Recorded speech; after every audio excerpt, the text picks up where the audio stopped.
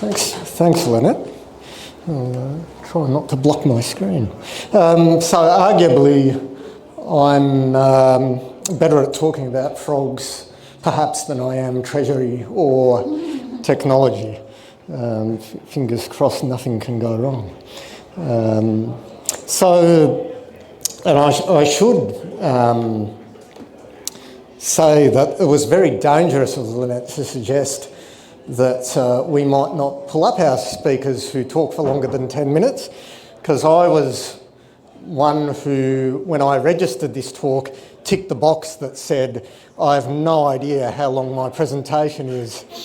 And so, not that she needs it, but Lynette has my permission to open the secret trapdoor when 10 minutes is up. All right, so on that note, I'll get on with it. And just say to begin, a lot of this work's taken place through my work as with TAFE education in part, but also as an ecological consultant. But that makes up about half of it, and the other half largely being voluntary, but not without help from some other or a small group of valuable volunteers, including one who's in our audience tonight, Brenna. So some of this may look a bit familiar. But the aim of this largely being to, I guess, grab hold of an opportunity to explore part of Victoria or parts of East Gippsland that haven't had a lot of, at least biological exploration before, or at the very least for the sorts of species that we look for, frogs being one group of them. And that gives you a bit of an idea of the spread of the sites or the part of the world that we're talking about. So for those of you who are familiar with Cape Conran, so to the east of Orbost, all the way past Malakuta, about as far as you can get without heading out of the state, towards the Nadji wilderness area, east of Malakuta Inlet. Most of these sites being coastal dune lakes, so largely, if not entirely, freshwater, but very close to the coast.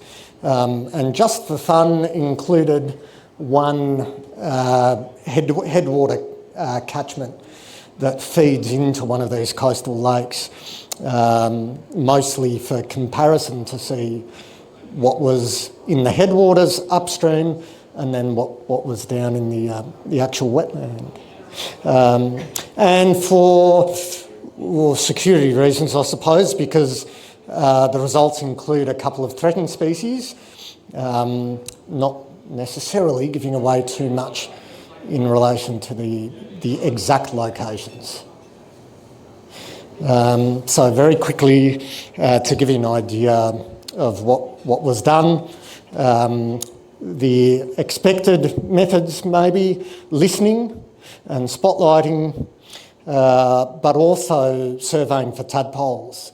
And part of the reason for that being that these surveys also were focused on fish. So the same methods, maybe unsurprisingly, that you might use to survey for tadpoles are used for fish. And I'll explain, very quickly, bait trapping. So yabby traps pretty much, but the ones that are still legal. And they're baited with glow sticks, because like some small-bodied fish, tadpoles seem to have an attraction to light. And fyke nets, which are much larger funnels, and you'll get to see one in the next slide. Okay, so that's a fyke net. So pretty much a one-way funnel. They swim in and then they have trouble getting out until we come along and release them. So to give you a very brief overview of what we found, so these results belong to clusters of sites. So to the west of Cape Conran, within a reasonable handful of wetlands, most of the suspects that we usually expect to be there, but importantly picked up arguably one of the most threatened frogs in East Gippsland, Martin's Toadlet, currently considered critically endangered at the state level, which is funny because it's not at the moment listed nationally, but it's likely to be fairly soon because its entire distribution is pretty much restricted to Victoria and to this part of Victoria. So a highly range restricted species. I won't go through the rest of these in part because Ed and others have already talked a little bit about them and introduced them for us, except to mention that that's Martin's Toadlet down the bottom, and the banjo frog in this part of the world tends to be a species that we don't get so much of in central and to the north and to the west of Melbourne. So a subspecies, so it's still the pobblebonk that we're familiar with, except these eastern ones have a pale narrow stripe down the middle of the back and more blue-grey colouring on the side of the body instead of yellow and orange, which is what you tend to see out there. The tadpoles, I'll just very quickly mention, for a lot of these Gippsland species are fairly distinctive, which obviously helps when we're trying to tell what they are. So Haswell's or red-groin froglet, for want of a better way or more scientific way of putting it, don't really have a neck. So, or a sort of constriction between the head and the tail muscles. So those tail fins pretty well continue up on top of the head, very strongly arched. And I'll just mention about the pobblebonk and the related species of marsh frogs as opposed to tree frogs. One of the main distinct features that are useful for identifying them are the blunt tail tip, and they're often very dark, although pobblebonk often has a bit of patterning on it, speckling. As opposed to the striped marsh frog, whose tadpole I'll show you next,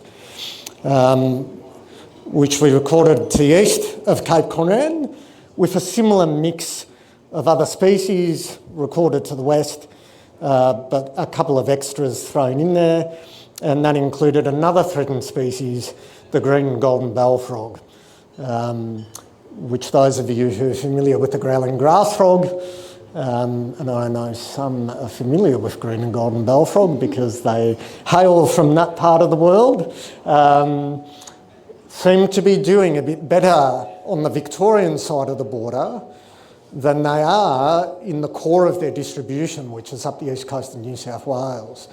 So at the moment, it's one of the few species of frog, or in fact, for most of the threatened vertebrate fauna in the state, that's threatened federally, but not yet considered threatened in Victoria. With changes in some of that threatened species legislation, that might change soon. So being a tree frog, the tadpole has a very fine flagellum sort of at the end of its tail. And the striped marsh frog with the blunt tail tip, but the tadpoles being very dark and without much in the way of patterning. And I'll just say that it was strange to see frogs on the beach. So green and golden bell frogs, literally, almost, not quite, but at least they might get a bit of salt spray. And very interestingly, a frog with 5 legs.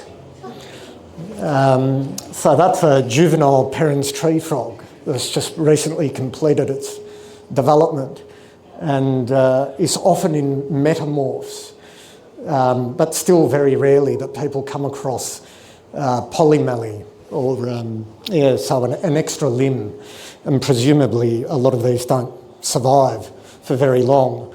But in this case, the first known instance of this defect in Perrin's tree frog, but a condition that can potentially happen in any species.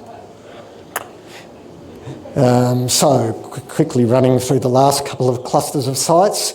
This one was all on its lonesome, just east of the Wingan River, and slightly modified sites. So as opposed to some of the others that I've been referring to, a water point. So I guess main function being for fire, but otherwise probably starting off as a more natural wetland that's since been deepened and widened, and providing habitat again for great and golden bellfrog, as well as all of the other usual suspects that I've mentioned. Yeah, that's all right. We're almost at the end, because we're right in the far eastern corner of the state, to the point where this is literally the furthest eastern catchment in Victoria.